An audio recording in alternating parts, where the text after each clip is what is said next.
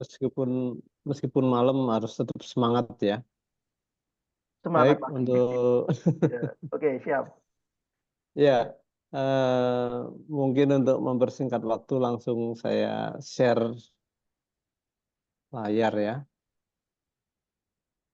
Ya memang kalau kita takut ya nggak pernah kesampaian. Saya jujur aja Bapak Ibu bahwa waktu kita mau bahas masalah gagal ginjal ini sesuatu yang sangat rumit ya. Tapi mudah-mudahan dengan semangat kita untuk terus belajar, hal ini bukan lagi menjadi sulit, tetapi tentunya nanti akan menjadi lebih mudah. Ya, baik kita bersama-sama kita kupas dengan segala tentunya dengan segala kemampuan kita, Bapak Ibu. Mungkin waktu juga terbatas. Kadang-kadang kita nih ingin menyajikan yang lebih lengkap, tapi kok waktunya kok mepet gitu ya. Ya, tentang penanganan gagal ginjal pada ini ya, tentang penanganan gagal ginjal ya. Ya, kalau kita bahas tentang ginjal ya memang seperti ini ya bentuknya ya. Ya, ini kalau di sini ada arteri, ya ini arterinya seperti ini, kemudian di dalam ginjal itu ada nefron ya, di mana dalam nefron itu ada glomerulus, ada kapsul Bowman, Bowman ya, seperti ini. Ya, ini diperbesar Bapak Ibu, tapi sebenarnya ini sangat sangat lembut sekali ini pembuluh darah di ginjal ini.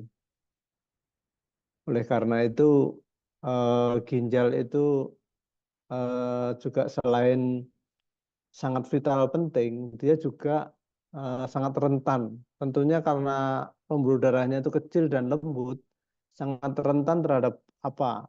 Satu, mudah pecah. Yang kedua, mudah buntu. Ini harus diingat-ingat Bapak Ibu. Jadi di dalam ginjal itu ada apa? Yaitu ada peristiwa pertukaran mineral ya, dan juga untuk mempertahankan beberapa komposisi yang ada di dalam darah yang diperlukan seperti protein, albumin ya, itu dipertahankan oleh ginjal ini. Ya, sekarang kita perhatikan nefron ya, ada glomerulus. Jadi setiap ginjal itu rata-rata mengandung 1,1 sampai 1,5 juta nefron ya Bapak Ibu. Ya ini di dalam sini nefron. Nah, glomerulus adalah unit penyaringan kecil dalam ginjal yang berfungsi untuk menyaring darah dan membentuk urin. Ya, nanti seperti ini. Jadi ini kalau diperbesar, nefron itu seperti ini. Ada glomerulus, ada kapsul Bowman dan lain-lain ya. Fungsi dari ginjal memang untuk filtrasi ya Bapak Ibu. Tapi kalau kita bicara filtrasi itu jangan membayangkan seperti kain kasa. Dia hanya menyaring saja. Tapi kalau di ginjal ini unik. Selain dia menyaring, dia juga bisa efflux dan bisa reflux. Artinya dia bisa melontarkan dan juga menarik ya. Kalau ada zat-zat yang dikira sebagai racun atau toksin sama ginjal itu dibuang. Tetapi zat-zat yang masih penting itu ditarik kembali atau dia efflux ya. Jadi dia mungkin bahasa bahasa guyonannya dia kalau kalau misalnya kayak mulut ya di dalam glomerulus di dalam kapsula Bowman ini dia bisa meludah dan bisa menyedot seperti itu. Kenapa seperti itu bisa terjadi nanti kita bahas ya. Memang kalau kita bicara tentang ginjal pasti kita nggak asing dengan gagal ginjal ya. Gagal ginjal itu dibedakan dua karena nephritic syndrome dan nephrotic syndrome. Nephritic syndrome biasanya karena ada perdarahan ya di sekitar pembuluh darah pada ini glomerulus. Kemudian nephrotic syndrome itu biasanya ada kebocoran protein di situ. Ya, Pak Ibu, kita singgung kembali fungsi ginjal itu sebenarnya apa sih kok banyak sekali orang takut kalau ginjalnya rusak, terutama orang yang ngerti ya. Tapi orang yang nggak ngerti tentang masalah ginjal, mereka ya hehehe, tenang-tenang aja Bapak Ibu. fungsi ginjal antara lain adalah sebagai filter urea dalam darah. Jadi urea ini dianggap sebagai sisa dari metabolit, dibuang dalam bentuk urin. Kemudian fungsi yang lain adalah sebagai regulator air dan zat pelarut. Kemudian yang ketiga adalah mengatur keseimbangan asam basa, kemudian mengatur ion mineral, ya, mengatur osmotik. Ginjal juga berfungsi sebagai sekresi hormon, pengatur tekanan darah karena dia bisa menghasilkan itu ya hormon untuk mengatur tekanan darah ya. Kemudian yang kedelapan menghasilkan formula aktif pembentuk vitamin D, juga menghasilkan eritropoietin, ini adalah cikal bakalnya darah merah ya. Kemudian yang ke-10 mengatur hormon paratiroid. Karena ginjal itu berhubungan dengan tiroid ya Bapak Ibu. Dalam hal ini dalam penyerapan kalsium dalam tulang. Ya, kalau yang nomor 8 tadi mengatur tekanan nomor 7 ya, mengatur tekanan darah, memang ginjal itu bisa menghasilkan asetilkolin. Maaf kok asetilkolin. Lawannya aldosteron satu itu loh. Angiotensin. Ya, itulah di ginjal. Sehingga tekanan darah, kalau ginjalnya bagus, tekanan darahnya itu stabil. Tapi kalau fungsi ginjal kacau, tekanan darahnya juga sangat kacau. Ya, ini ginjal kita kecil. Satu ginjal ini kalau ditimbang itu beratnya hanya sekitar 1,5 ons, Bapak Ibu. Bahkan ada yang kecil cuma 80 gram, nggak sampai 1 ons. Tapi ini penting sekali Bapak Ibu. Kalau ginjal ini bermasalah, masalahnya banyak sekali. Salah satu contoh tanda-tanda gagal ginjal, orang itu mudah lelah, kemudian juga pucat, HB atau eritrositnya ini rendah ya. Kemudian sulit berkonsentrasi, sakit kepala dan insomnia. Waduh, kalau seperti ini terjadi, aktivitasnya pasti sangat terganggu, Bapak Ibu. Jadi jika menemui gejala seperti ini, sebaiknya lakukan pemeriksaan kondisi ginjal dengan pemeriksaan yang akurat ya Bapak Ibu. Itu bisa dilakukan dengan cek misalnya GFR atau glomerulus filtration rate, kemudian kreatinin dan sebagainya. Namun yang paling akurat sebenarnya untuk pemeriksaan ginjal itu dengan tes isotop ya. Jadi dia bisa tahu di dalamnya bagaimana. Cuman itu efeknya juga, efek negatifnya sangat berbahaya. Nah, nanti lebih jelasnya seperti apa kita kaji lagi. Yang sebenarnya kalau mengalami gagal ginjal itu, yang sebenarnya tubuh itu mengalami apa? Nanti bisa kita kaji, akan kita bahas di pembahasan ini. Ya, data dari Indonesian Renal Registry itu dikatakan bahwa penyebab ginjal yang paling banyak itu karena hipertensi. Ya, seperti saya singgung tadi ya, karena pembuluh darah pada glomerulus itu sangat kecil-kecil dan sangat lembut. Makanya kalau ada hipertensi, dia bisa pecah. Nanti bisa terjadi gangguan nefrotik tadi ya. Jadi masalahnya terjadi pendarahan itu. Yang paling banyak karena hipertensi, kemudian yang kedua karena diabetes. Nah, karena kecil dan lembut, tadi kan kami singgung bahwa pembuluh darah pada glomerulus itu mudah pecah dan mudah buntu. Jadi kalau misalnya ada masalah hipertensi, mudah pecah.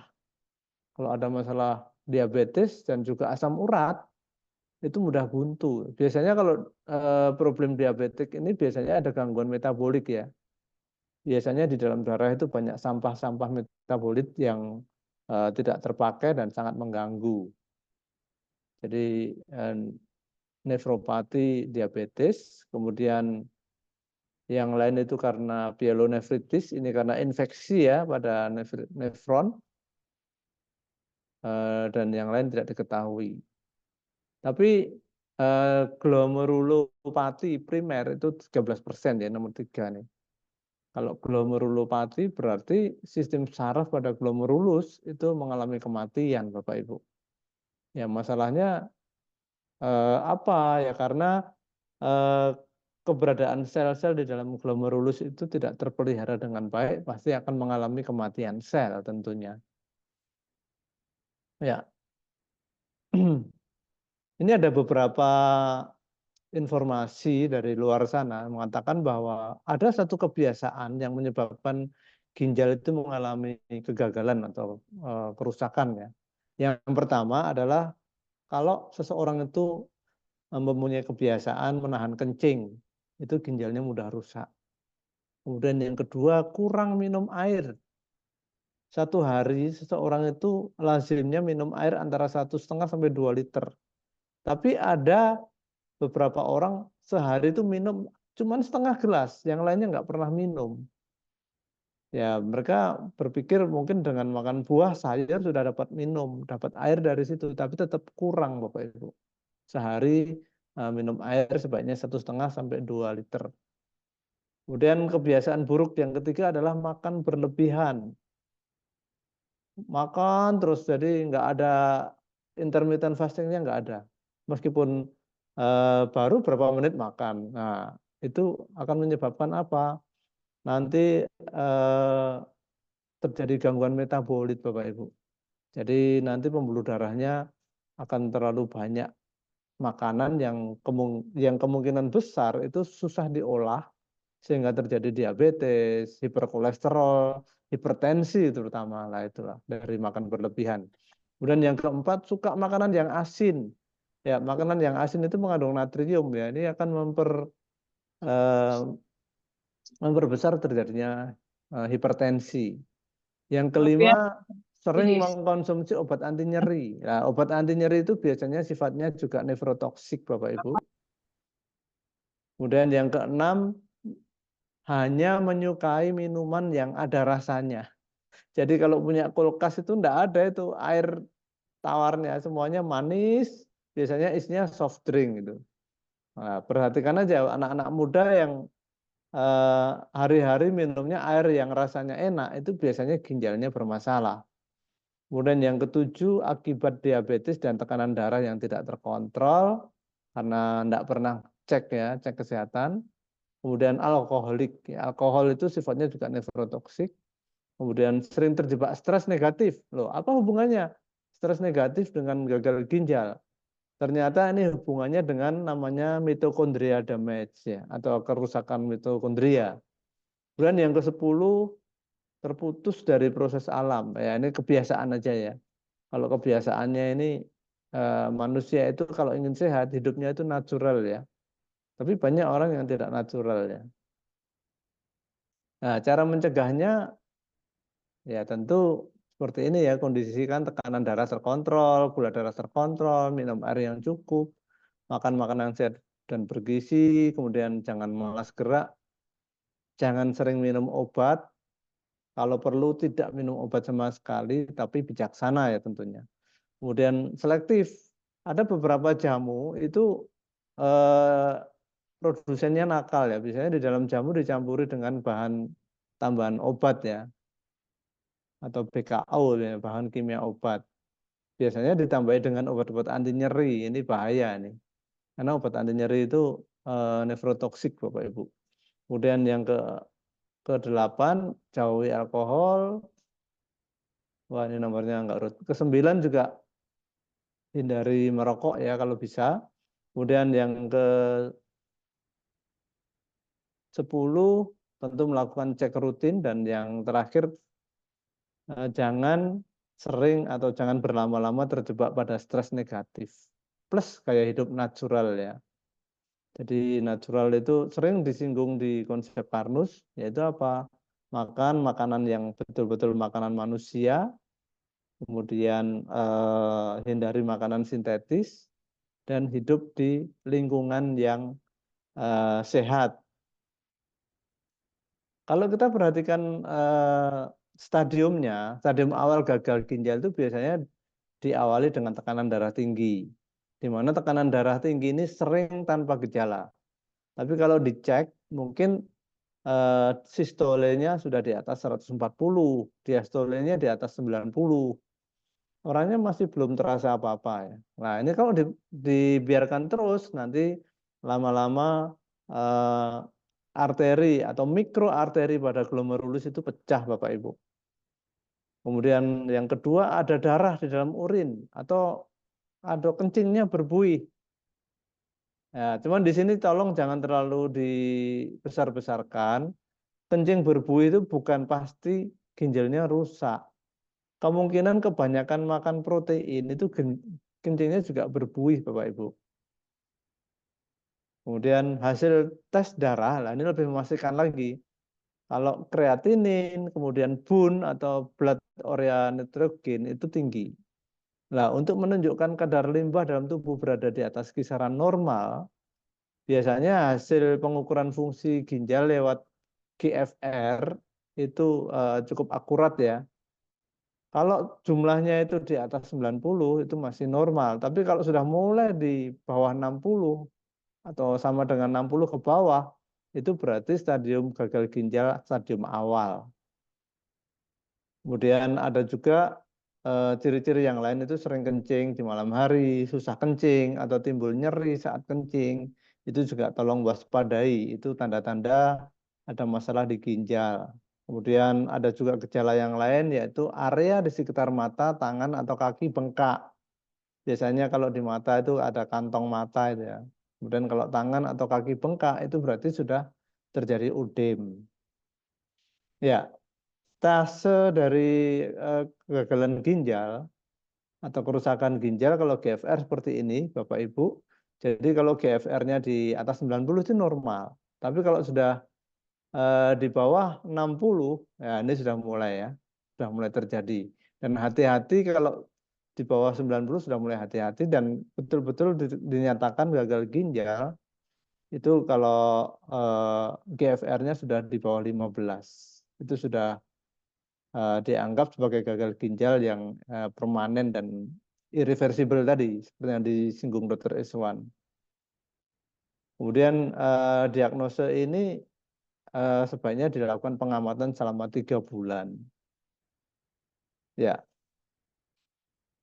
data dari Indonesian Renal Registry dikatakan bahwa kasus penambahan pasien gagal ginjal ini dari tahun ke tahun terus meningkat, Bapak Ibu. Ini cukup memprihatinkan ya. Dan biasanya pasien yang sudah seperti ini mengalami gagal ginjal itu tidak bisa membaik ya. Catatan dari beberapa ahli medis dikatakan kalau sudah kreatininnya sudah naik, pasti ujung-ujungnya terjadi ini ya. Pasiennya harus cuci darah ya. Kalau cuci darah pun juga nggak selesai. Akhirnya disarankan transplantasi ginjal.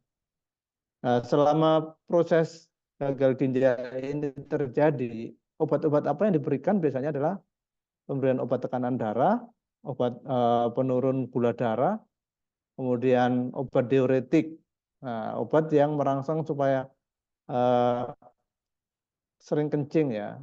Supaya apa? Supaya cairan yang ada di tubuh yang udim itu berkurang.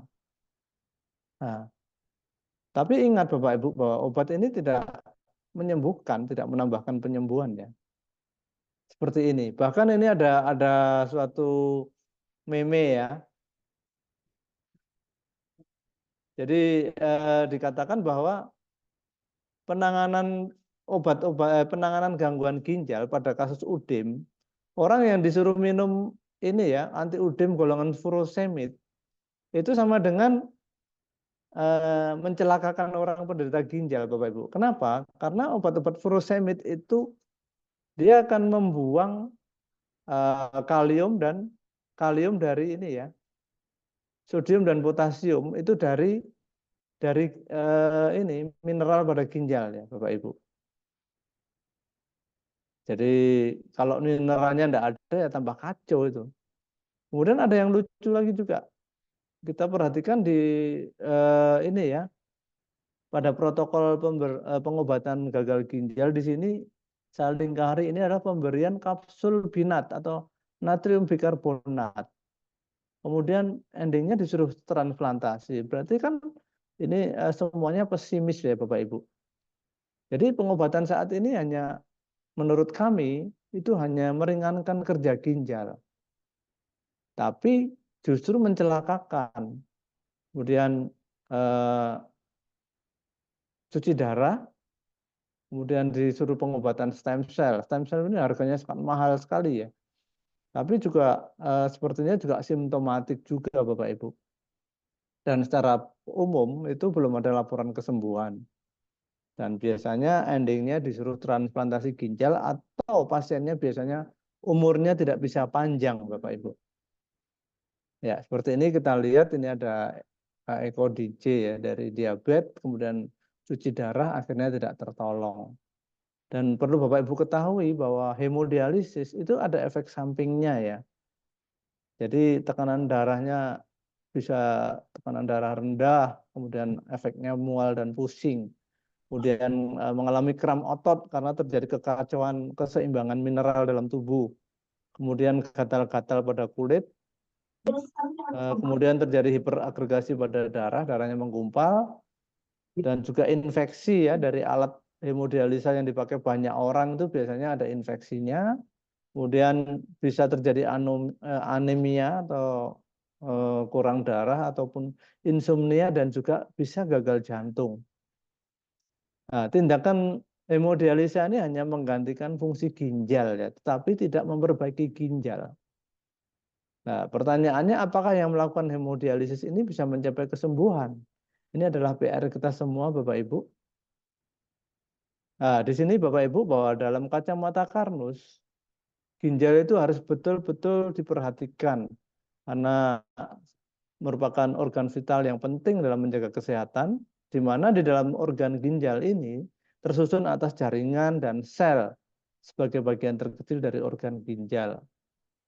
Fungsi ginjal akan optimal jika semua sel dalam ginjal itu terpenuhi kebutuhannya, baik berupa oksigen, berupa air, kemudian nutrisi penting berupa glukosa, asam amino, dan juga asam lemak, serta keseimbangan mineral ya dan vitamin.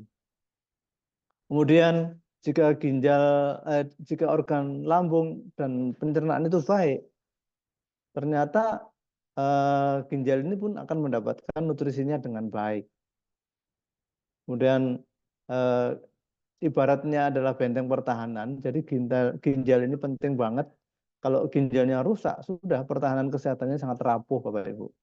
Dan sel ginjal menurut kacamata Karnus itu masih ada harapan untuk beregenerasi. Karena kami menemukan temuan bahwa ada beberapa kasus orang yang mengalami penyakit ginjal, tetapi penyakitnya itu muncul kista pada organ ginjal. Artinya apa? Berarti organ ginjal masih bisa berkembang, beregenerasi seperti itu.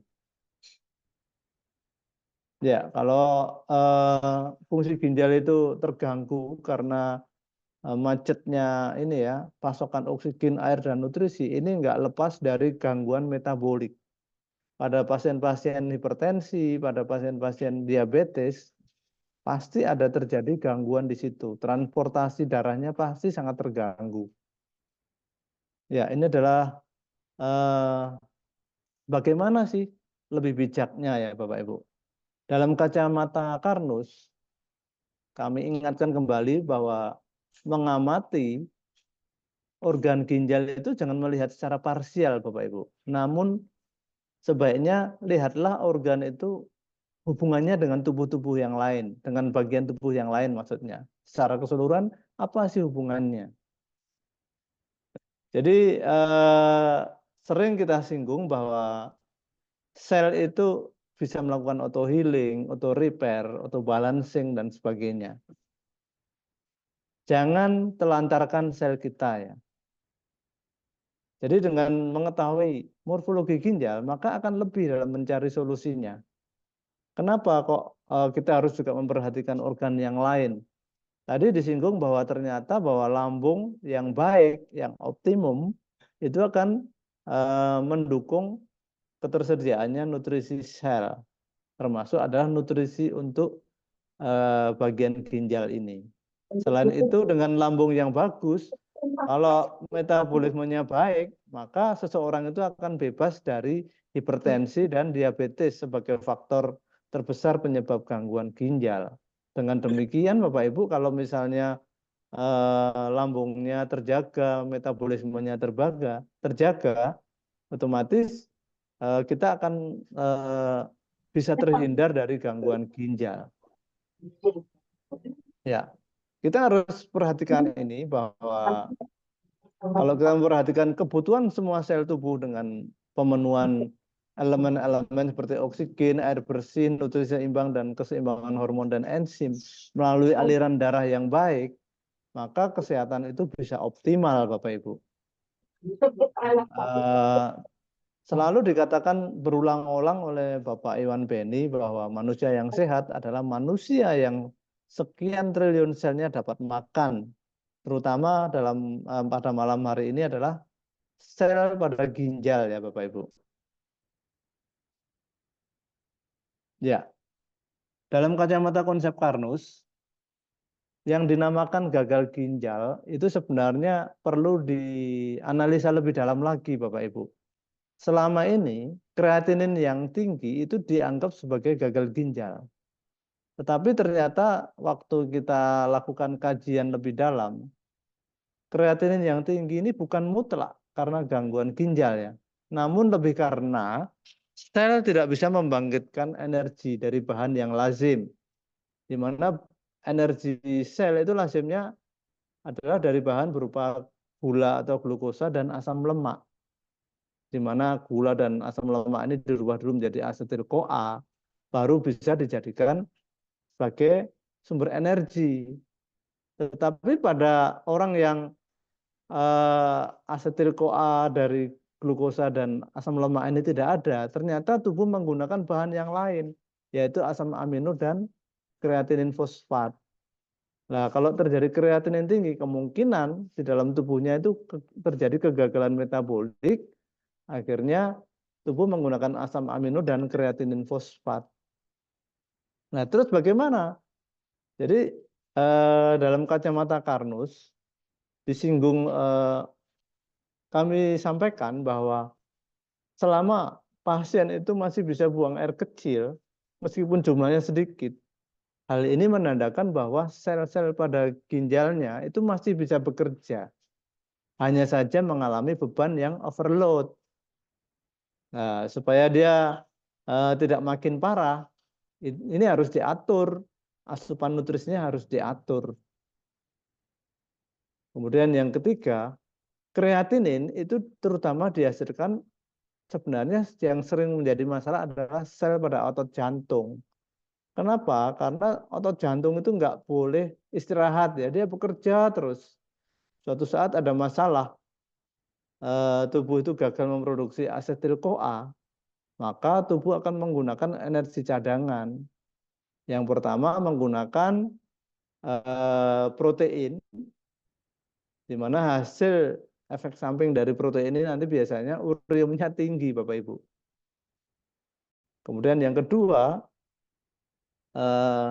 sel jantung itu akan menggunakan kreatinin fosfat untuk dirubah menjadi ATP. Ini juga ternyata efeknya kreatininnya juga naik. Ini yang perlu diketahui oleh para ahli medis, Bapak Ibu. Dan mudah-mudahan dengan penyampaian ini para ahli medis itu akan lebih teliti lagi tentunya ya Bapak Ibu. Ya, kalau kita pahami tentang berbagai kinerja dari membran, kita akan lebih ngerti di dalam ginjal itu ada apa. Ada istilah transport pasif, kemudian difusi langsung, difusi terbantu, dan osmosis ya. Kalau kita bicara tentang peristiwa telur asin misalnya, ini peristiwa osmosis Bapak Ibu. Kemudian apa sih peristiwa osmosis itu? Ternyata hanya zat dengan muatan, jadi air itu akan menuju pada suatu cairan yang viskositasnya lebih tinggi. Kemudian kalau difusi itu dia dari konsentrasi tinggi ke konsentrasi rendah. Tapi di ginjal itu berbeda Bapak Ibu. Ginjal itu transportnya adalah transport aktif ya. Karena terjadinya pertukaran cairan itu dipengaruhi oleh sistem kelistrikan dan adanya ATP. Ya, ini sering disinggung oleh Pak Iwan dalam istilahnya adalah difusi, kemudian facilitated diffusion dan primary active transport. Ini ternyata ada perbedaan potensial listrik di sini. Terjadi pertukaran ion. Ya, seperti ini. Biasanya ada yang keluar, ada yang masuk ya. Mineral-mineral atau ion ini. Dari sinilah ginjal bisa menjalankan fungsinya. Tapi kalau misalnya ada kerusakan di sini akibat tekanan darah tinggi, misalnya pecah, terjadi pendarahan, terjadi nephritic syndrome. Kalau misalnya tubuh gagal memproduksi ATP atau ATP di sini kurang, kemudian ginjal tidak bisa melakukan tugasnya dengan baik, di sini ada kebocoran protein.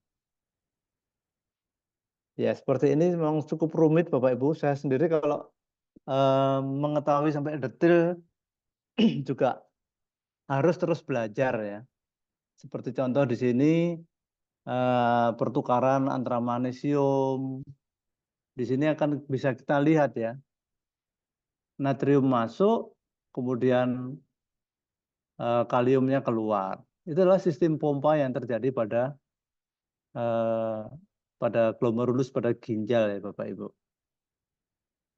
Nah, ini kalau misalnya ATP-nya di sini kurang atau energinya kurang, di sini lah ini terlihat ya bahwa ada konsumsi ATP di sini. Kalau ATP-nya kurang ya ini nggak jalan Bapak Ibu. Ya seperti ini. Jadi pertukaran keluarnya natrium, kemudian kalium masuk, salah satu contoh ya. Ini adalah transport aktif tadi ya. Ternyata juga ini dipengaruhi oleh adanya ATP atau energi Bapak Ibu. Makanya dikenal sebagai electrochemical gradient. Ada perbedaan voltase di sini. Baru dia bisa berjalan. Nah, pada orang-orang yang mengalami gangguan ginjal, biasanya ATP-nya ini sangat sedikit, bahkan tubuh gagal memproduksi ATP. Siapa yang bisa memproduksi ATP? Dalam pemahaman pembangkitan energi sering diulang-ulang bahwa ATP itu dihasilkan oleh mitokondria. Karena mesinnya tubuh kita adalah mitokondria, Bapak Ibu. Dan kalau misalnya mitokondria ini mengalami masalah, itulah yang terjadi pada gagal ginjal. Kalau akibat dari hipertensi, selain mikroarteri pada glomerulus itu mudah pecah, ternyata kasus-kasus hipertensi itu juga dipicu karena metabolic syndrome. Yaitu karena apa? Karena adanya sel yang tidak mendapatkan nutrisinya sehingga mitokondrianya ini tidak bisa menghasilkan energi sehingga tubuh tidak bisa mengontrol tekanan darah. Itu yang pertama. Kemudian yang kedua, kalau karena diabetes sama. Orang yang sakit diabetes itu biasanya pembangkitan energinya lemah. Akibat gagalnya gula atau glukosa masuk ke dalam sitoplasma dan gagalnya asam lemak masuk ke dalam mitokondria ini, kemudian tubuh gagal memproduksi asetil CoA tadi. Kalau asetil CoA tidak atau gagal diproduksi, maka ginjal otomatis tidak bisa menjalankan fungsinya sebagai transport aktif tadi. Ya, ternyata dari beberapa kajian, selain karena diabetes, karena hipertensi, stres itu memegang peranan utama di sini. Begitu seseorang itu mengalami stres, ternyata ada perangsangan pada adrenal, pada hipotalamus dulu, kemudian keluar hormon jahat ya, kortisol. Nah, kalau kortisol ini keluar, semuanya kacau Bapak Ibu. Jadi akan menyebabkan berbagai masalah termasuk hipertensi, gangguan metabolik dan sebagainya. Karena kalau kortisol keluar otomatis nadinya meningkat. Kalau nadinya meningkat akibat adrenalin tadi ya, akibat adrenalin maka terjadi hipertensi. Jadi kalau kita simpulkan dari pembahasan awal hingga pada slide ini, kenapa seseorang itu gangguan ginjal karena hipertensi? Ya, sangat berhubungan Bapak Ibu. Stres hubungannya dengan hipertensi. Kemudian juga bisa berhubungan juga dengan gangguan metabolik dan sebagainya. Jadi masalah stres ini selain menyebabkan gangguan metabolik, ternyata ada yang mengatakan bahwa begitu seseorang itu stres, mitokondria itu langsung rusak. Kenapa seperti itu? Kemungkinan karena adanya kortisol. Karena kortisol ini bagi mitokondria ini racun ya Bapak Ibu. Jadi kalau sudah mengerti masalah ini, bagaimana cara kita menjaga ginjal kita supaya tetap baik? Ya tentunya selain menjaga masalah metabolisme tubuh kita selalu optimum, kita jangan stres Bapak Ibu. Saya pernah mengamati pada beberapa teman yang ini ya, yang mengalami gagal ginjal, ternyata stres inilah yang sangat memegang peranan utama. Selain masalah-masalah yang lain seperti gangguan metabolik tadi. Ya. Kemudian ada yang mengatakan juga bahwa penyebab kerusakan mitokondria yang lain adalah karena obat-obatan, baik antibiotik, kemudian pengencer darah aspirin, alkohol, kemudian obat nyeri, termasuk juga obat-obatan kolesterol golongan statin dan Tylenol ya. Selain obat-obatan, lingkungan yang tidak sehat juga bisa menyebabkan mitokondria. Ya, ini ada biasanya bahan dari plastik gitu ya. Kemudian herbisida, kemudian racun dari logam ya, arsenik, merkuri dan juga toksin dan juga organofosfat pestisida serta plastik. Ini menurut kajian dari luar sana dikatakan begitu. Tapi konsep Karnus tentunya mempunyai cara pandang yang berbeda, Bapak Ibu. Ternyata bahwa tubuh kita ini karena dia bisa auto repair, auto healing dan sebagainya, yang penting adalah dijaga metabolismenya. Jadi kalau misalnya pengembalian pola hidup kita sesuai dengan algoritma Sang Pencipta, yang paling penting adalah merekonstruksi lambung, menjaga aliran darah, dan melindungi DNA agar bisa menjaga semua sel ya. Nah, kalau semua ini bisa kita upayakan, maka fungsi ginjal itu bisa dipertahankan dan bisa dipelihara. Jadi seperti itu. Kemudian penerapan konsep Karnus lebih ditujukan kepada mereka yang masih sehat tentunya ya. Itu akan lebih aman. Jangan menunggu kalau ginjalnya sudah bermasalah baru mencari konsep Karnus. Ya mudah-mudahan sih bisa ya. Tetapi tentu sudah lebih sangat-sangat sulit. Penerapan konsep Karnus bagi mereka yang sudah mengalami gangguan ginjal itu akan menurunkan laju kerusakannya dan bisa lebih meningkatkan efektivitas kinerja ginjal selama sel-selnya masih support. Ya, yang dimaksud tadi ya, asalkan masih bisa buang air kecil meskipun sedikit, ini masih ada harapan ya Bapak Ibu. Tentunya semuanya harus diatur dengan sangat hati-hati ya. Jangan sampai aleh-aleh ingin mengobati, memberikan nutrisi tapi berlebihan, justru membuat ginjal overload. Itu bisa kontraproduktif. Justru orangnya malah mengalami gagal ginjalnya lebih parah, bahkan bisa tidak tertolong. Oleh karena itu, kita harus bijak, Bapak Ibu. Bagi mereka yang sudah mengalami gagal ginjal, nutrisinya pun harus diatur. Terutama apa? Yaitu asupan protein, kemudian asupan mineral-mineral seperti kalium, natrium, dan sebagainya itu harus diatur. Nah, di sini solusinya adalah regenerasi sel ginjal, pastikan sel ginjal mendapatkan makanan atau nutrisinya berupa nutrisi sel yaitu glukosa, asam lemak dan asam amino terutama agar sel ginjal itu bisa menghasilkan ini ya ATP dari asetil CoA.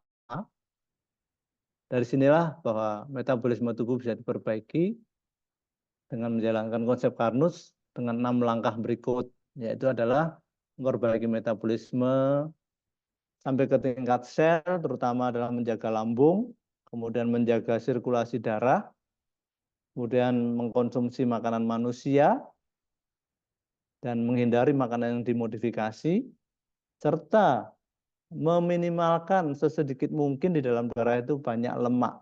Dengan cara apa? Yaitu merangsang tubuh melakukan reaksi beta oksidasi. Dalam hal ini diberikan beras yang mengandung niacinamide, yaitu beras karnus. Kemudian yang kelima, pastikan tubuh itu cukup istirahat, berpikir positif dengan meminimalkan stres ya, dan selalu bersyukur. Dan yang keenam adalah berjemur. Berjemur ini penting sekali Bapak Ibu, karena seperti kita ketahui bahwa salah satu kerusakan ginjal tadi kalau mitokondrianya itu pasif ya. Ternyata dengan berjemur mitokondrianya itu bisa aktif. Dan ini sudah kita lakukan. Ya, ini ada satu saran, salah satu cara yang paling sederhana untuk menjaga ginjal adalah kita harus selalu melakukan monitoring warna urin kita. Karena tadi dikatakan bahwa salah satu penyebab gagal ginjal adalah kalau kurang minum. Nah, di sini hubungannya dengan kurang minum atau tidak. Kalau warnanya semakin muda gini berarti minumannya cukup. Tapi kalau sampai tua seperti ini berarti ini kurang minum dan ada masalah di ginjal. Seperti itu. Apa bukti bahwa konsep Karnus bisa memperbaiki metabolisme? Dari sini harapannya dengan metabolisme diperbaiki tentunya ada harapan untuk perbaikan organ ginjal juga. Ini Pak Tumino sembuh dari diabetes. Ya dari sini harapannya dan memang terbukti Bapak Ibu bahwa setelah gangguan metabolismenya diperbaiki, fungsi ginjalnya pun juga membaik. Ya ini sudah banyak bukti seperti ini. Kemudian ya ini sudah sering ya Bapak Ibu bahwa kunci dari perbaikan jaringan adalah memperbaiki metabolisme. Ya, seperti ini. Ya, ini ada sahabat kita nih Pak Ragil ini. Hidup sudah untung katanya. Kemudian kami juga mempunyai data beberapa orang yang datang ke kita ada laporan tentang kondisi ginjal. Ini ada yang kreatininnya 3, ada yang 7,8 bahkan waktu datang dia minta tolong, lalu kita lakukan cara-cara kita dengan cara Karnus. Syukur ya, ternyata dari 3 bisa turun menjadi 7.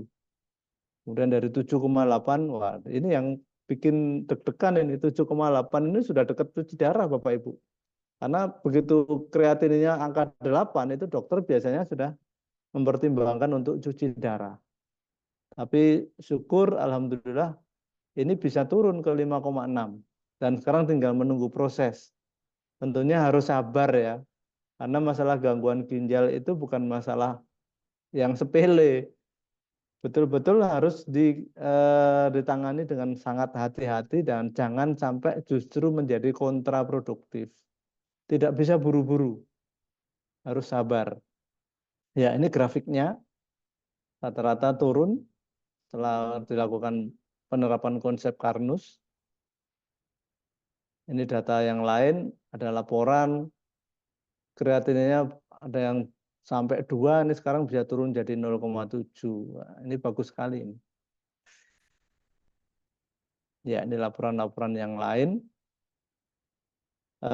Kalau untuk lebih jauh mengetahui tentang bagaimana cara Karnus dalam penanganan gangguan gagal ginjal, Bapak Ibu bisa buka di YouTube di Karnus Official yang disampaikan oleh founder Karnus yaitu Pak Iwan Beni tentang harapan baru untuk penderita gagal ginjal ya. Masih ada harapan. Itu ada di situ, pilih aja judulnya di situ. Jadi Bapak Ibu seperti itu dan kesimpulan kami dalam pembahasan gagal ginjal yang pertama adalah turunnya angka kreatinin, maaf ini ya, ini terbalik ini saya tadi buru-buru ngetiknya. Naiknya angka kreatinin itu tidak mutlak disebabkan karena fungsi ginjal yang menurun ya. Kemudian naiknya kreatinin itu ternyata disebabkan oleh otot jantung yang gagal, misalnya ketik, menggunakan asetil-CoA dalam membangkitkan energi otot. Ya, nanti nanti akan saya bagikan PDF-nya, ini nanti akan saya koreksi dulu ya.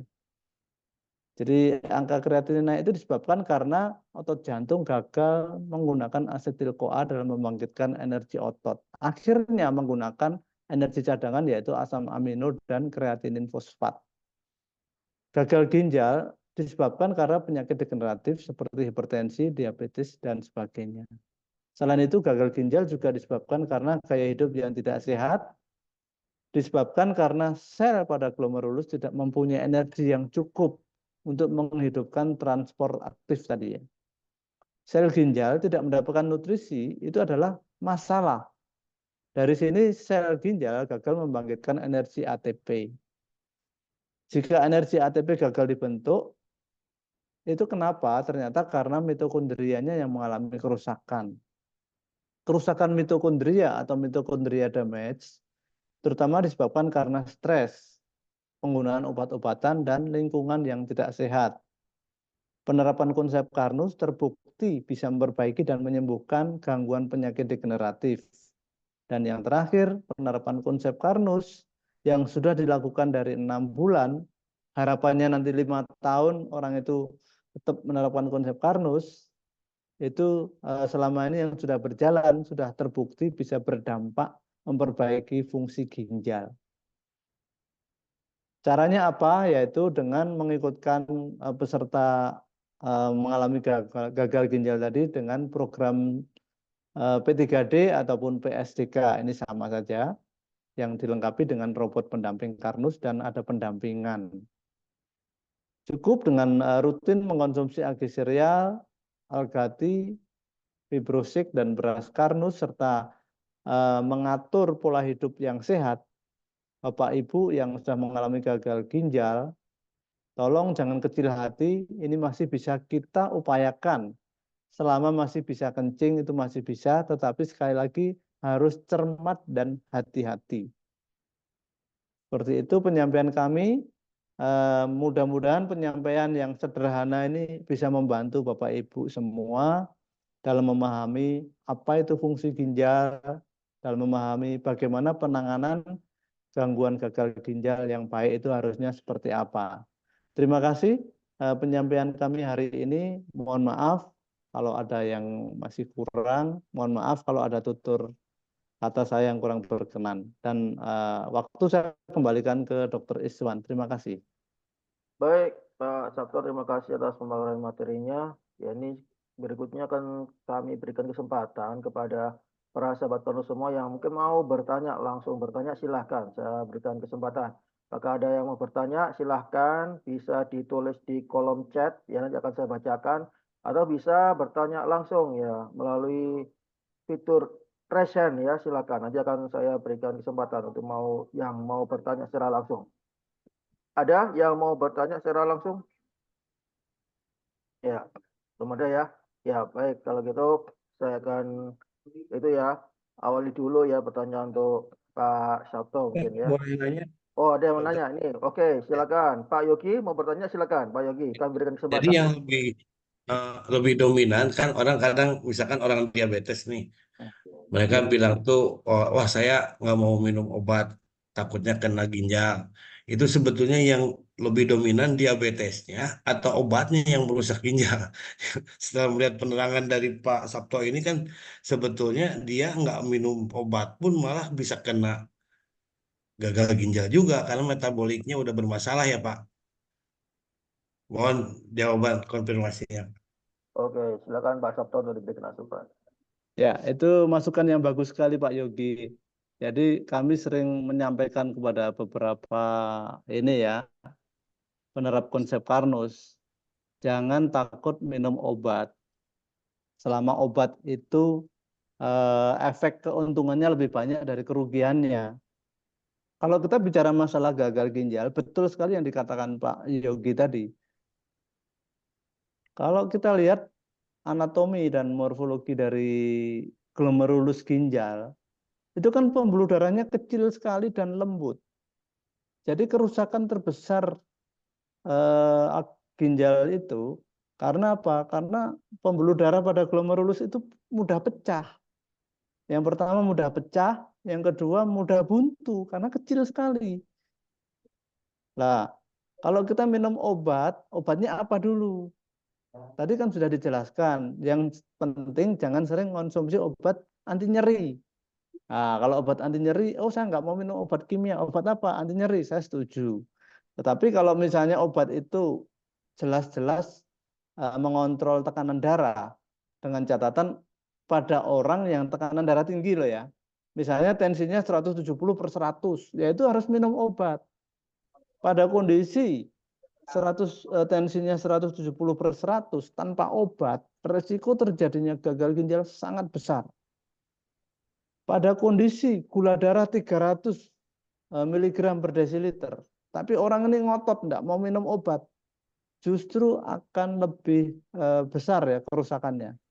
Kalau dia sedikit rendah hati, gula darah saya 300 miligram per desiliter. Oh, saya minum obat, misalnya minum glimepirid. Tujuannya apa? Supaya gula darahnya turun.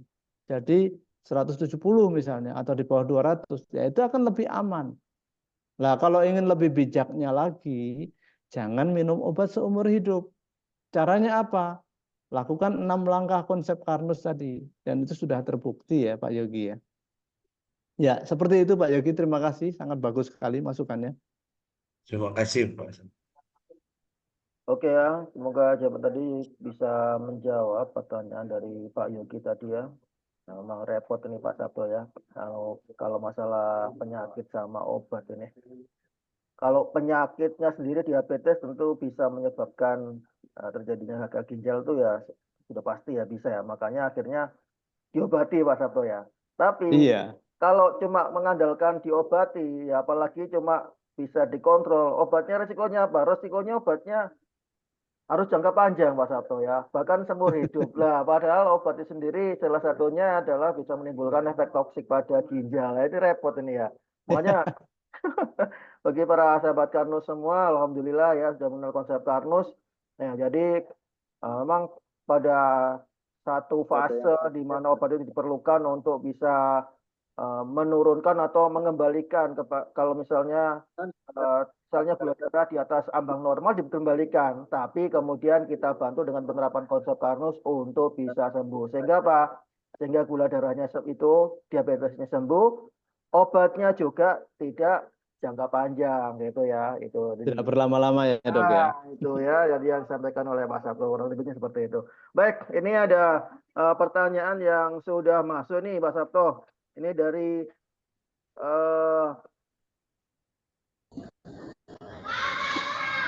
ini ada dari Bilah Tamang ya. Ini mungkin pernyataan yang mungkin bisa nanti diberikan itu apa namanya tanggapan oleh Pak Sabto. Tanggapan. Jadi terima kasih untuk ilmunya Pak Sabto ya.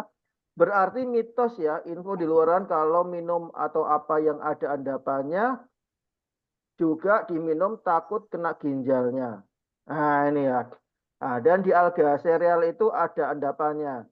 Jadi aman ya Pak. Nah, terima kasih untuk pencerahannya. Nah ini gimana Pak Sabto? Ini kan di nutrisi Karnus itu kan kalau dalam penyajiannya itu kan misalnya kalau dengan air panas itu kan ditunggu Pak ya. Nah itu kan mengendap.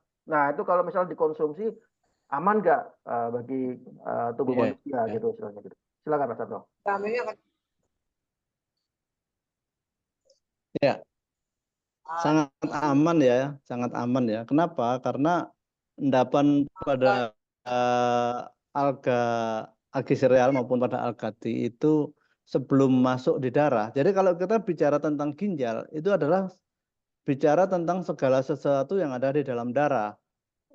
Nah, kalau yang masih masuk di pencernaan, misalnya kita konsumsi sereal, itu kan memang benar ada endapannya. Tapi endapan ini sebelum masuk ke darah, dia akan disaring oleh lumen pada usus, pada dinding usus tadi. Dan perlu diketahui bahwa endapan yang kasar itu nggak akan bisa masuk ke dalam darah. Tetapi dia akan digunakan untuk memenuhi kebutuhan serat di dalam saluran pencernaan. Nah, sekarang kalau misalnya ada yang takut, oh ginjal saya takut ada endapan. Endapan itu dari mana? ternyata endapan itu paling banyak disebabkan kalau kita kurang minum. Kenapa kok kurang minum bisa menyebabkan endapan? Karena di dalam darah itu banyak kalsiumnya, banyak mineralnya. Kalau kita kurang minum, mineral-mineral itu bisa mengendap dan menyebabkan terjadinya pengapuran. Itu yang pertama. Yang kedua, yang menyebabkan adanya endapan dan batu ginjal, yang akhirnya menyebabkan pendarahan tadi ya, itu ternyata disebabkan kalau kita sering mengkonsumsi bahan yang mengandung asam oksalat. Asam oksalat dari mana? Asam oksalat itu biasanya dari makanan yang minuman yang kecut-kecut. Misalnya suka minum eh, air jeruk, kemudian jus tomat, ada juga ini ya jamu, apa sinom, kunyit asam, itu asam oksalatnya tinggi. Kalau kita keseringan minum itu, maka asam oksalat itu akan ketemu dengan kalsium. Padahal di dalam darah tadi kan banyak kalsium ya. Jadilah kalsium oksalat. Nah, kalsium oksalat inilah yang menyebabkan batu ginjal. Jadi kalau misalnya ada ketakutan, oh ini endapannya menyebabkan endapan di ginjal, itu salah besar ya. Tolong perhatikan bahwa endapan itu akan tertahan oleh dinding usus Bapak Ibu. Dia nggak bisa lewat, nanti yang lewat adalah sari-sarinya saja yang bening itu masuk ke dalam darah. Dan itu sudah jelas sangat terbukti. Buktinya tadi ada beberapa data ya. Orang yang sudah minum AG sereal, minum Algati, dan produk-produk Karnus, itu justru kondisi ginjalnya makin membaik. Tadi yang kami laporkan ada yang paling berat tadi, kreatininnya turun ya dari 7,8 ke 5,6. Selain kreatinnya turun, sebenarnya ada data lagi, apa? Yaitu ureumnya juga turun Bapak Ibu. Tapi ada juga GFR-nya naik. Nah, itu sudah pasti Bapak Ibu. Jadi jawaban kami ini tidak mengada-ada, itu sudah pasti. Penyebab endapan di ginjal adalah satu, karena kalau kurang minum air. Tadi kan disarankan sehari minum air 1,5 sampai 2 liter. Yang pertama. Yang kedua, kalau kita keseringan minum minuman yang mengandung asam oksalat.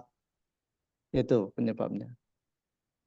Nah, itu Juga ya. obat-obatan yang lain ya tentunya ya. Iya, makasih. Sahabat Karnus ya. Jadi jangan berpikiran kalau misalnya agi sereal ada endapannya, Algati ada endapannya, terus langsung mengendap di ginjal.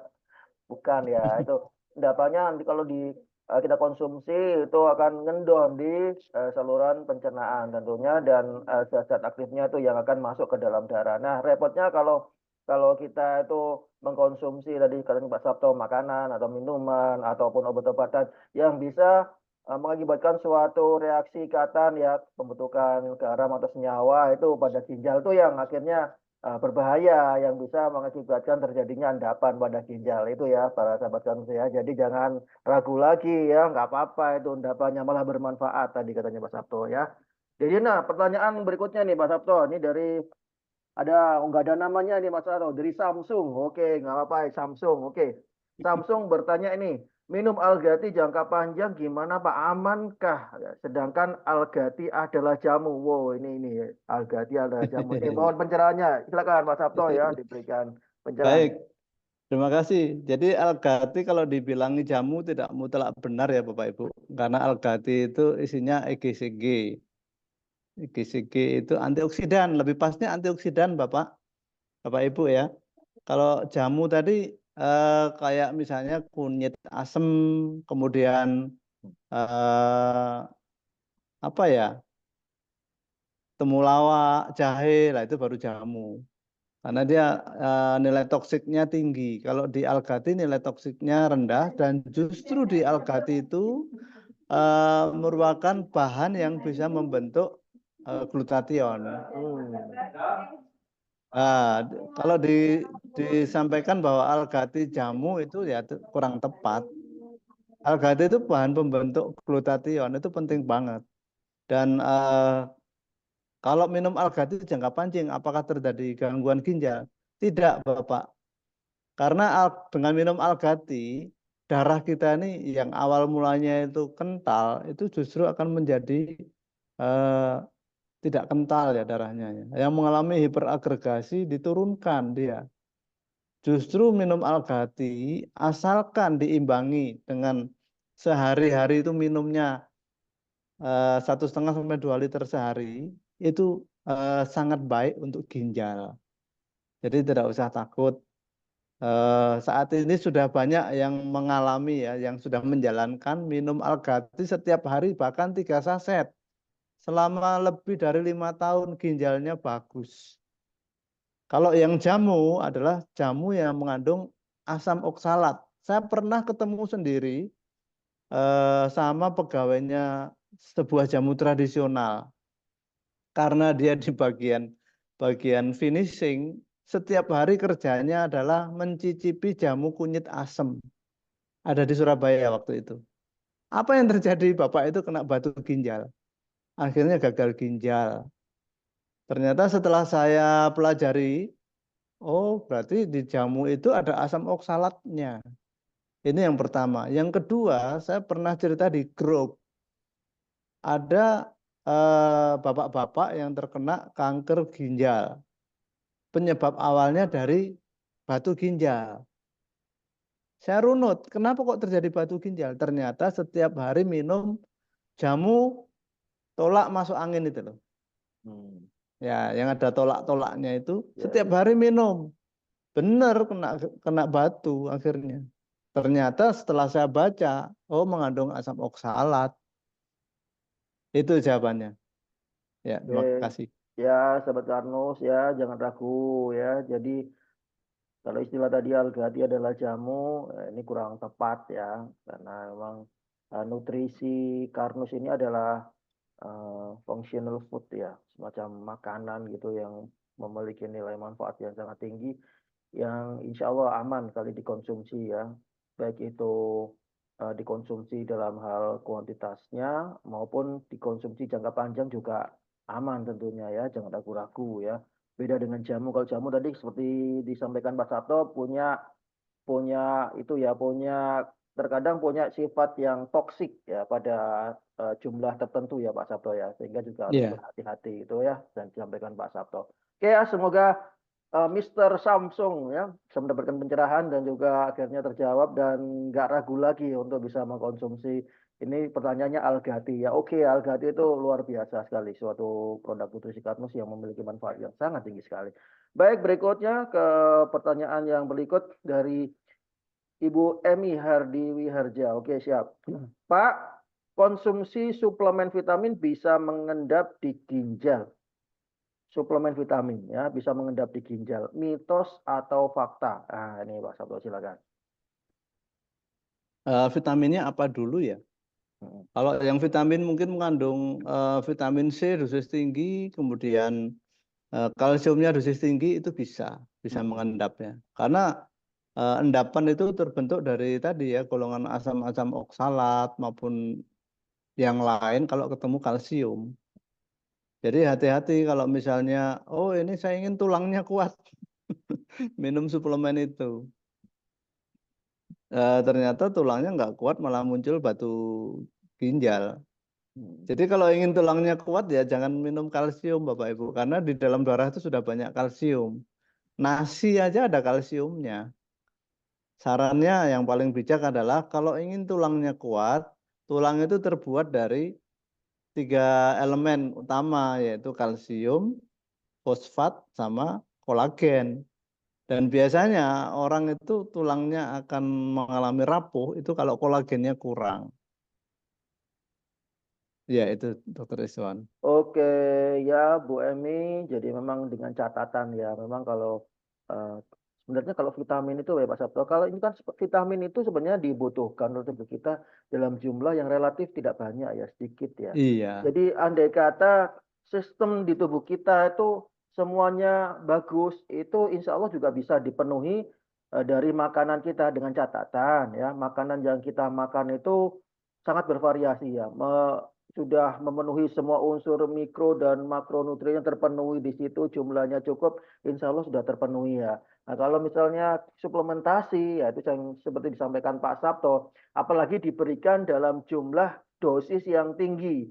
Nah, itu kalau lebih dari yang dibutuhkan oleh tubuh, maka dia harus dibuang, diekspresikan. Nah, melalui apa? Melalui ginjal. Nah, celakanya kalau misalnya itu ada banyak zat-zat yang terlarut di dalam darah, maka bisa terbentuk suatu ikatan yang akhirnya bisa membentuk suatu endapan sedimentasi yang akan memicu terjadinya batu ginjal ya, mungkin tadi yang dikhawatirkan oleh Bu Emi. Jadi suplementasi harus memang benar harus dipertimbangkan betul. Kalau saran saya, kalau saya sih sekarang sudah nyaman ya dengan menerapkan konsep Karnus.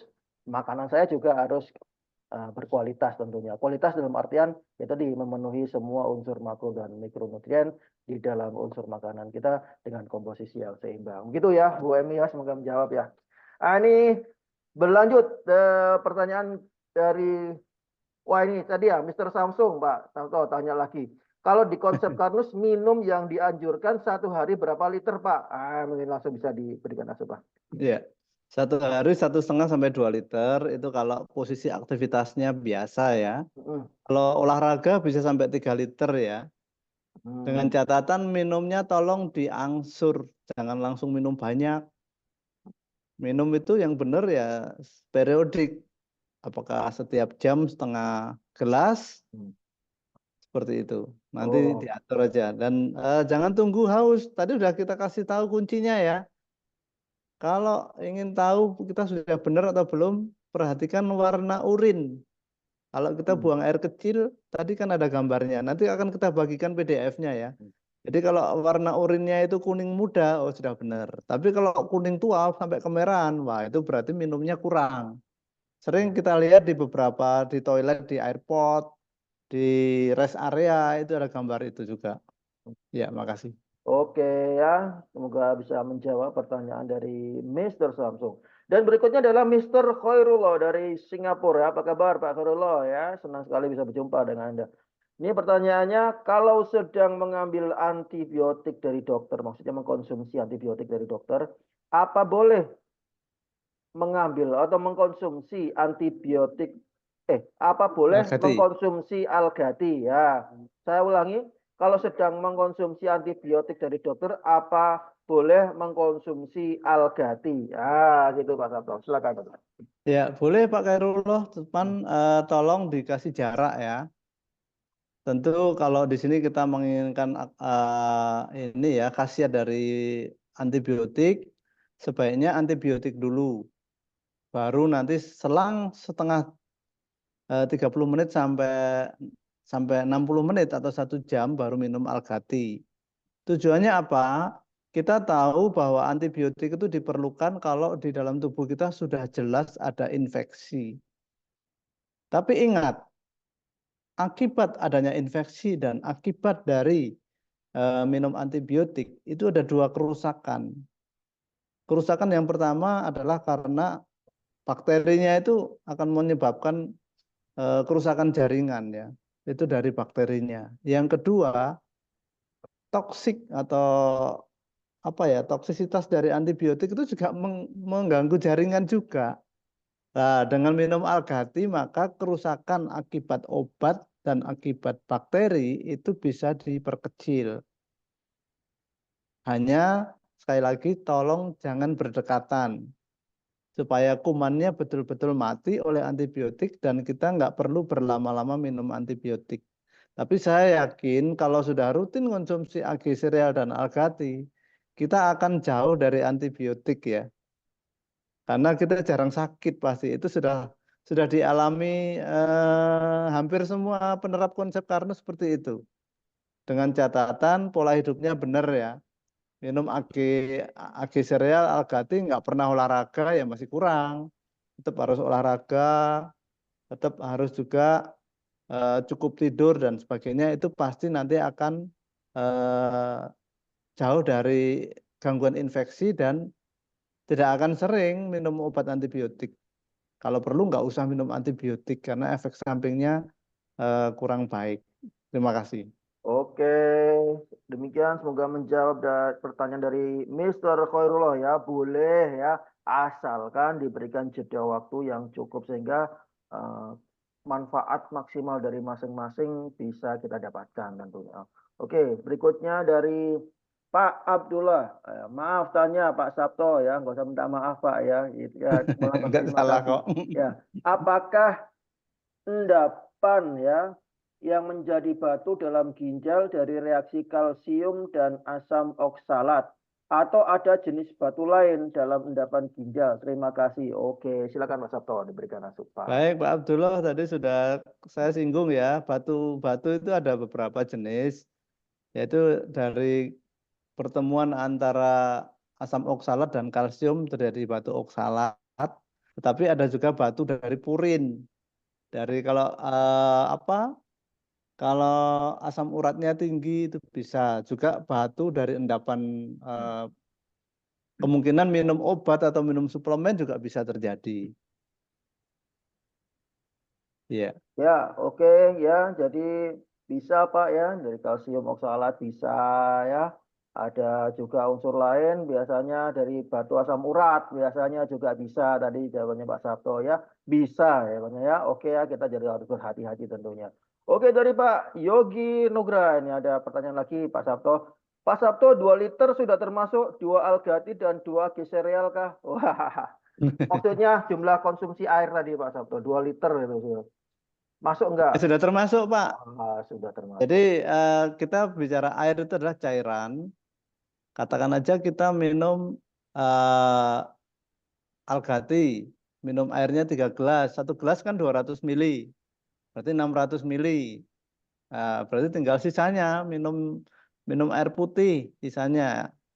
Kalau misalnya makan buah juga dikurangi lagi karena di dalam buah-buahan yang berair itu sudah airnya. Jadi 2 liter itu yang dimaksud adalah dalam bentuk cairan. Apakah air dari campuran algati, algagul, ataupun air dari buah-buahan itu sudah masuk. Ya, itu jawabannya, Pak. Oke.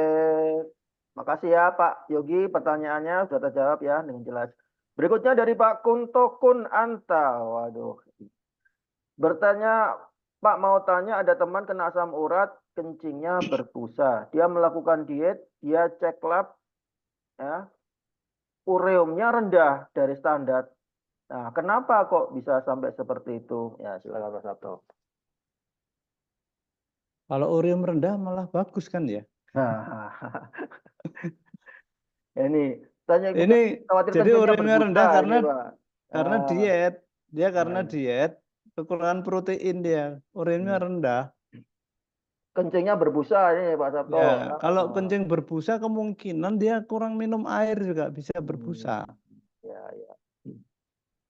Jadi kalau ingin seperti itu ikut program aja kalau ingin hidup sehat. Ya, ya. Nanti akan Asam uratnya dibimbing. tadi Pak Sabto, asam uratnya. Iya. Nah, Oh ini ya, sorry. Kena asam urat ya. asam Asam urat kan urat. sering kita singgung berulang-ulang. Asam urat itu terjadi bukan karena apa, tetapi karena adanya kematian sel yang pertama. Yang kedua karena kemungkinan karena adanya pemecahan ini ya ADP menjadi AMP pada proses beta oksidasi. Tapi yang paling banyak karena kematian sel. Ini sudah jelas-jelas karena masalah gangguan metabolik. Sudah ikutkan program P3D nanti akan didampingi Dr. Iswan. Beres ya, Dok ya?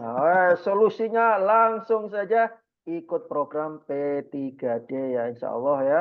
Jadi untuk mereka-mereka yang sedang mengalami masalah pada gangguan metabolisme jangan ragu ya. Sekarang alhamdulillah di konsep Karnus penerapan konsep Karnus secara intens sudah bisa dilakukan secara mudah dan praktis. Bagaimana caranya? Dengan mengikuti program P3D. Nanti akan saya sampaikan caranya. Berikutnya berlanjut ke pertanyaan dari Bu Fitriana, Pak Sabto.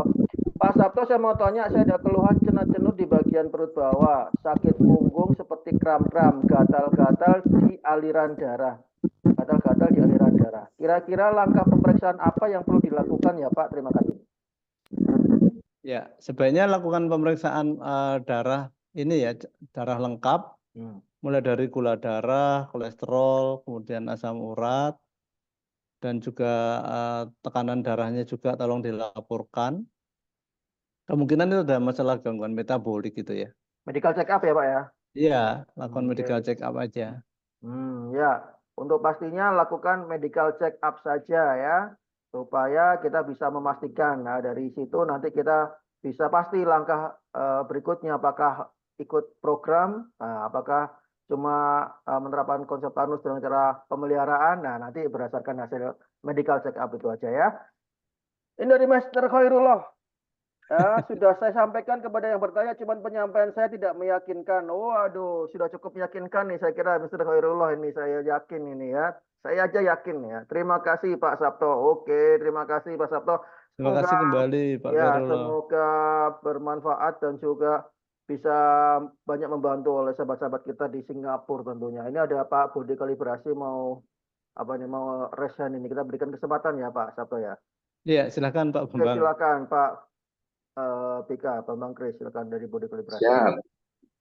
Sugeng Dalu, Dr. Iswan sama Pak Sabto. Ya Sugeng Pak Dalu Sugeng. Pak Bambang. Ya, ini pembahasan tentang ginjal ini saya juga beberapa belakangan ini dapat pasien hemodialisa ya, gagal ginjal. Ini barusan cek lab, sayangnya nggak dapat EGFR ya. Uret asidnya normal 5,4, ureumnya ini tinggi nih 95. Iya, Atas-atasnya kan 4, kreatininnya di 8,3, atas-atasnya dia kan 1,3. Dia iya. posisi masih bisa kencing normal, alhamdulillah.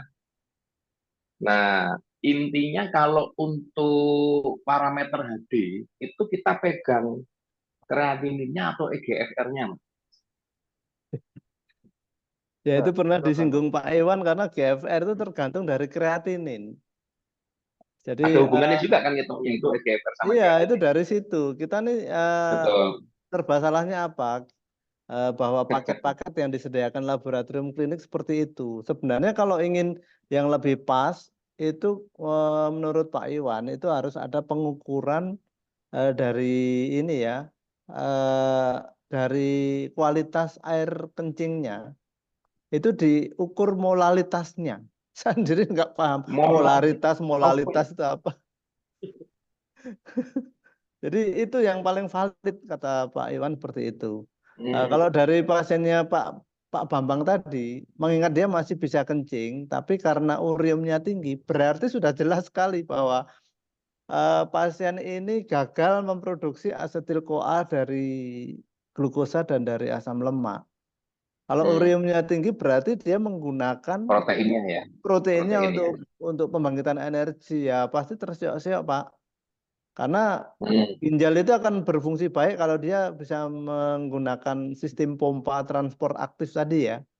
Kalau ATP-nya ya. cukup, selesai dia. Nah, dari sini solusinya adalah pacu supaya proses penyediaan asetil-CoA itu bisa bisa berjalan dengan baik, yaitu melalui perbaikan lambung dan juga mitokondrianya tolong diaktifkan. Yang penting adalah jangan stres.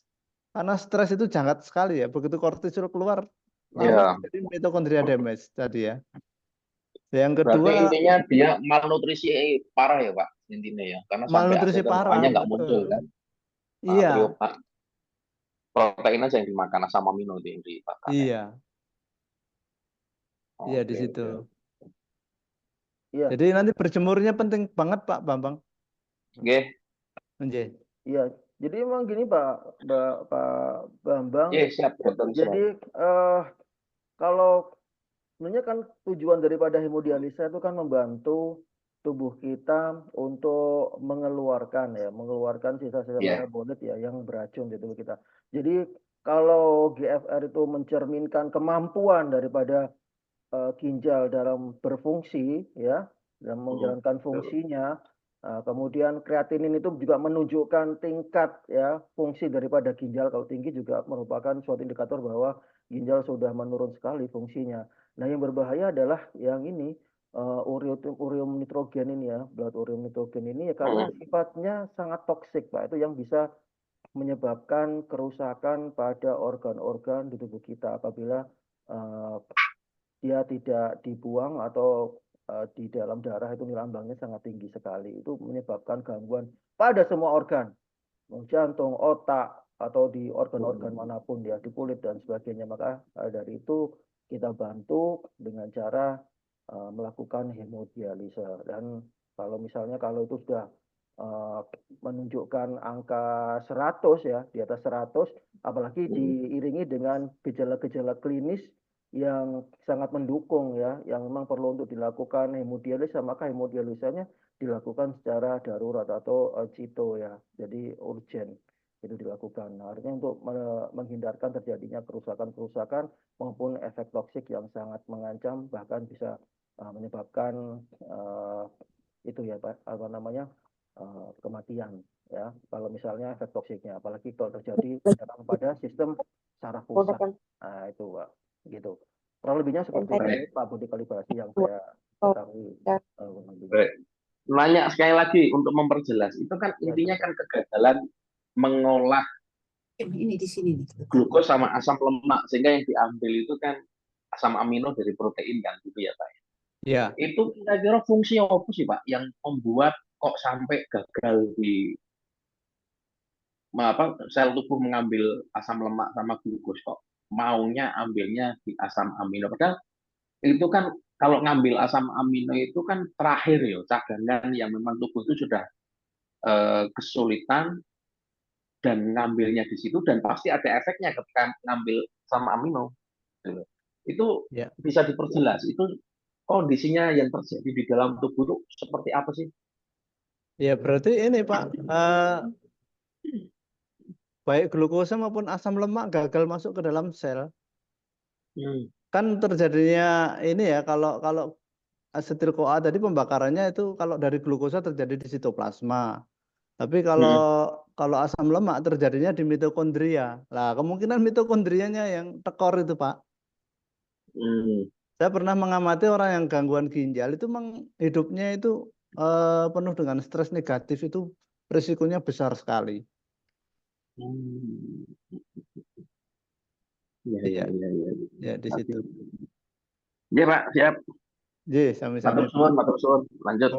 Oke, terima kasih Pak Budi Kalibrasi. Semoga ini ya semakin lancar ini ya, pasien-pasiennya semakin mantep ya, semakin sakti dengan penerapan konsep Karnus ini Pak Bambang Kris tentunya ya, dalam tanda kutip ya. Amin. Oke, siap Pak Budi Kalibrasi, Pak Bambang Kris ya.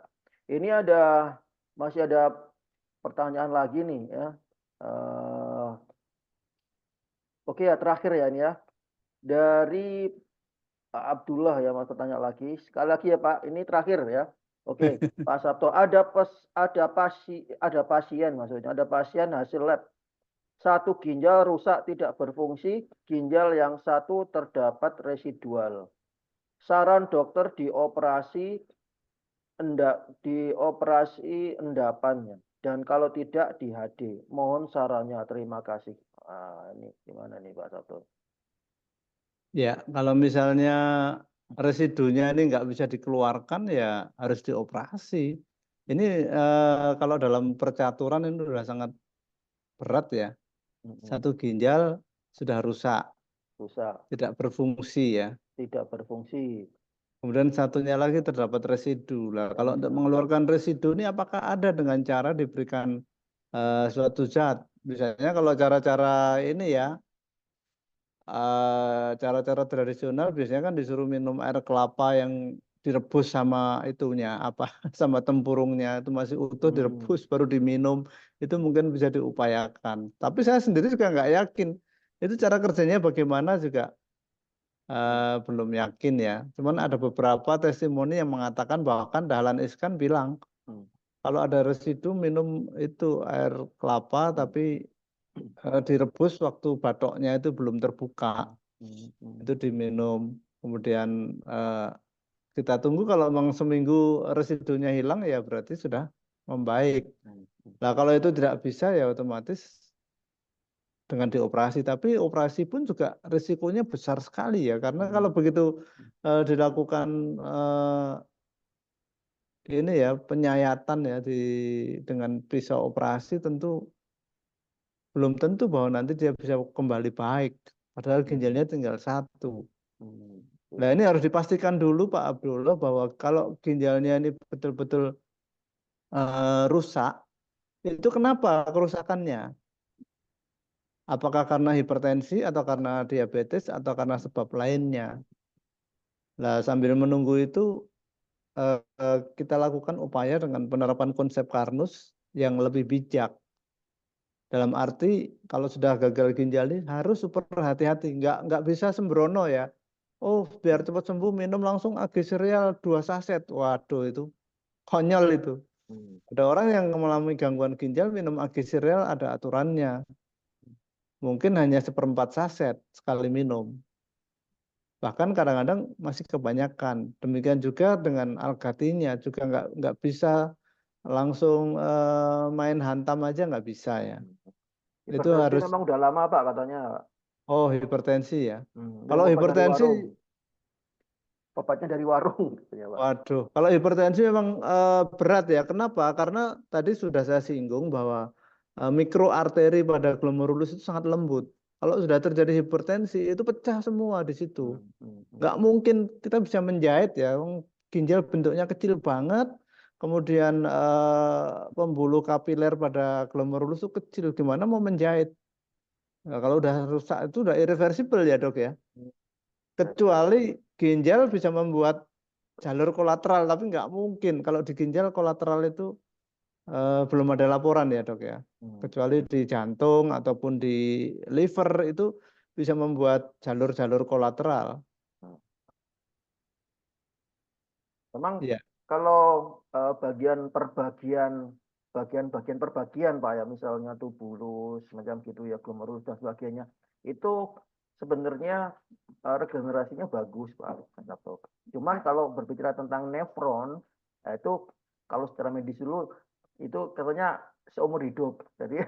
Jadi dianggap tidak ada regenerasinya gitu loh. Makanya kalau terjadi kerusakan di situ tidak ada faktor regenerasi. Hanya nefron yang tersisa itu memiliki kemampuan untuk mengkompensasi, jadi bekerja lebih daripada yang normalnya begitu Pak Sabto. Sedangkan secara Iya. konsep Karnus kita yakin bahwa apapun kondisinya, selama kita masih hidup, maka kita harus berusaha untuk memberikan faktor-faktor yang bisa membantu sel-sel nefron itu untuk beregenerasi ya. Dibuktikan tadi dari penjelasan Pak Sabto ada beberapa kondisi yang ternyata menunjukkan bahwa ternyata sel nefron bisa saja ternyata melakukan regenerasi, meskipun regenerasinya bukan regenerasi yang normal Pak Resto ya, tapi Bisa. mengindikasikan bahwa bisa terjadi proses regenerasi gitu maksudnya gitu ya.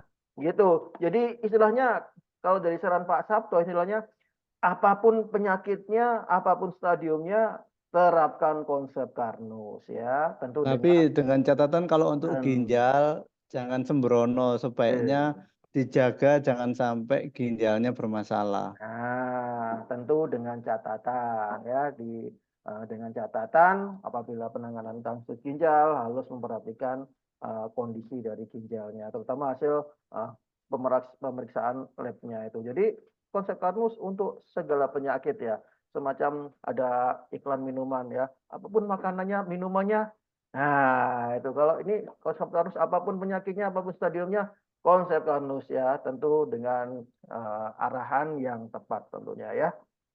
Dan bagi para sahabat Karnus semua yang sedang bermasalah dengan kesehatannya ya apapun itu dan ingin menerapkan konsep Karnus secara intens ya, kabar baiknya kita sudah ada program P3D atau program pendampingan dan penanganan penyakit degeneratif. Adapun juga bagi penderita diabetes ada program PSDK, program Sehat Diabetes Karnus.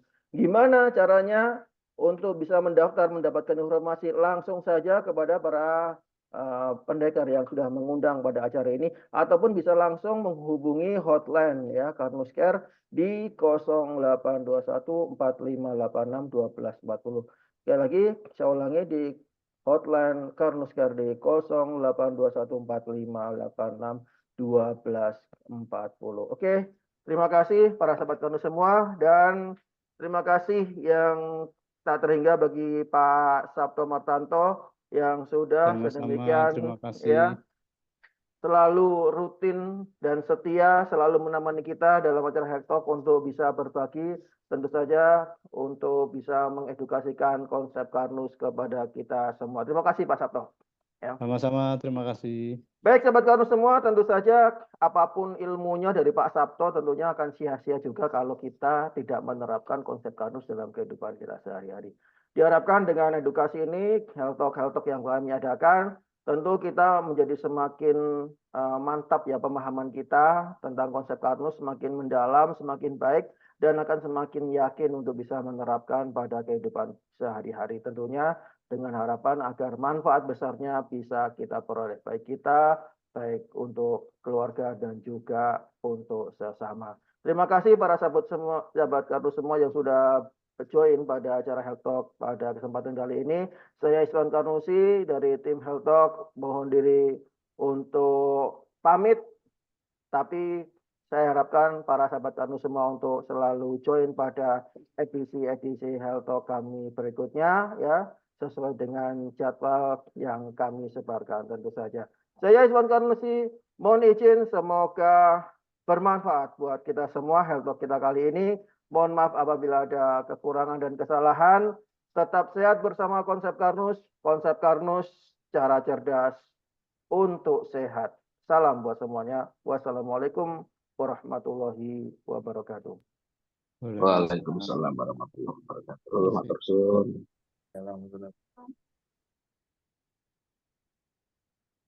Waalaikumsalam warahmatullahi wabarakatuh.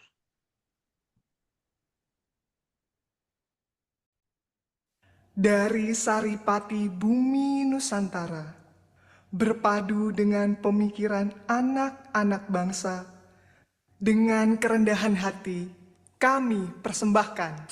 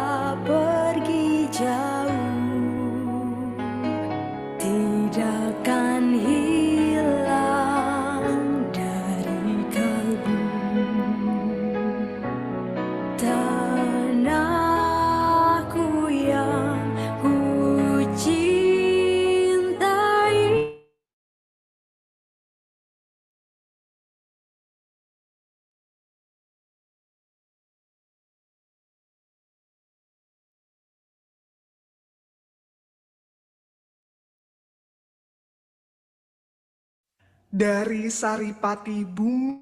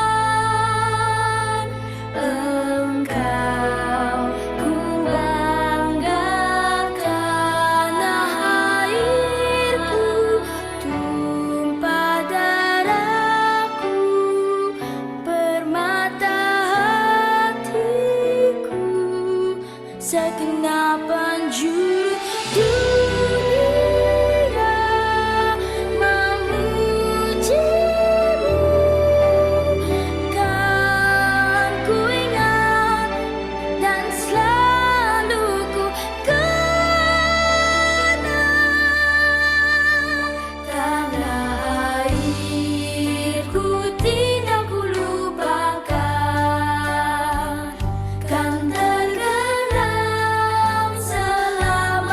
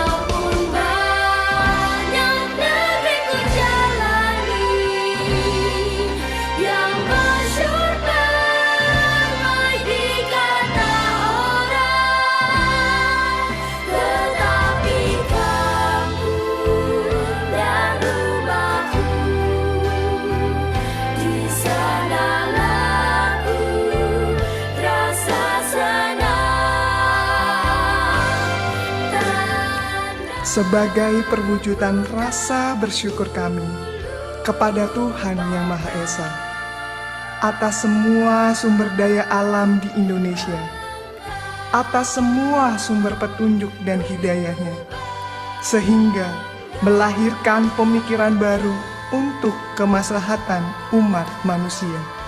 Kami akan terus melangkah sebagai bakti kami kepada bumi pertiwi tercinta Indonesia. Konsep Karnus, cara cerdas untuk sehat. Sehat bangsaku, jayalah negeriku.